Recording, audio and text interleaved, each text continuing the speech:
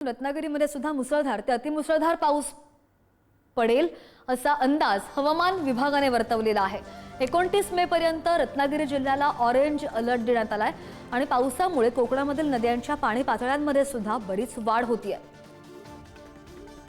कोकणामध्ये मान्सूनने दमदार हजेरी लावलेली आहे। काल दुपारपासूनच मान्सूनच्या जोरदार सरी या जिल्ह्याच्या सर्व भागांमध्ये बरसलेल्या आहेत।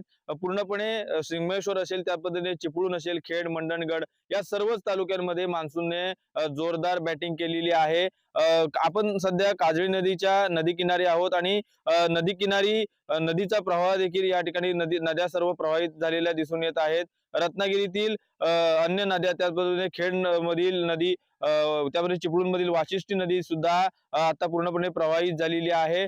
कोकणामध्ये मान्सूनने दमदार हजेरी लावल्यानंतर आता कोकणचं निसर्ग सौंदर्य सुद्धा अजून बहरून गेलेले आहे। आपण दृश्यातून पाहिलं तर डोंगरांमध्ये धुक्याची चादर देखील पसरलेली आहे। आज कोकणाला ऑरेंज अलर्टचा इशारा आहे आणि हवामान खात्याने सुद्धा नदी किनारच्या भागामधील नागरिकांना तसेच सागरी समुद्र किनारच्या लगतच्या नागरिकांना देखील सतर्क राहण्याचा इशारा हा दिलेला आहे। त्यामुळे कोकणात मान्सून सध्या जोरदार बॅटिंग करताना दिसून येत आहे। राजन चव्हाण, पुढारी न्यूज, रत्नागिरी।